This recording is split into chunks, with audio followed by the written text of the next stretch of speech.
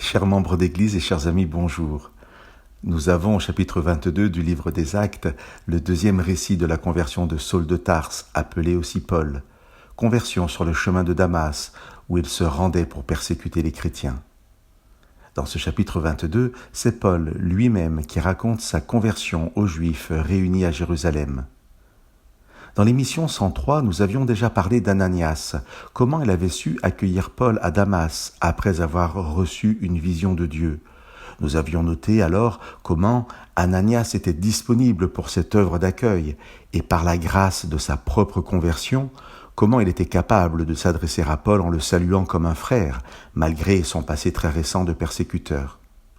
Au chapitre 22, Luc, l'auteur du livre des Actes, nous rapporte quelques paroles d'Ananias et Paul les partage à son auditoire. Je vous lirai à partir du verset 12. « Or, un certain Ananias, un homme pieux selon la loi, de qui tous les Juifs qui habitaient là rendaient un bon témoignage, est venu à moi et m'a dit, « Saul, mon frère, retrouve la vue. » À ce moment même, j'ai retrouvé la vue et je l'ai vu. Il a dit, « Le Dieu de nos pères t'a destiné à connaître sa volonté, à voir le juste et à entendre sa voix, car tu seras pour lui témoin devant tous de ce que tu as vu et entendu. » Bien évidemment, les paroles d'Ananias sont liées directement avec la rencontre très récente de Paul et de Jésus sur le chemin de Damas. Mais peut-on entendre aujourd'hui ces paroles comme des paroles universelles, adressées à tous ceux qui rencontrent Jésus sur leur chemin d'une manière ou d'une autre?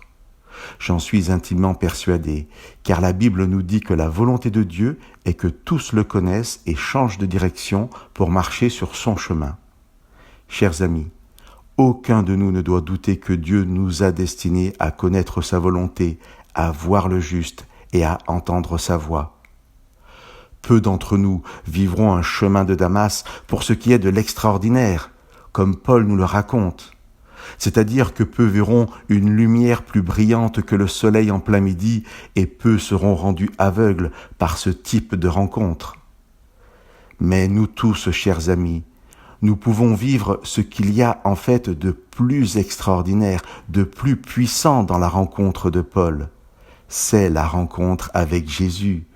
Nous tous, nous pouvons être illuminés par sa lumière, qui ne rend pas aveugle, mais redonne la vue. Pour beaucoup de nous, cela passera simplement peut-être par la parole écrite, la Bible, et par l'Église. Là où nous tous, nous avons les moyens de voir et d'entendre le Christ nous parler. Que Dieu vous bénisse.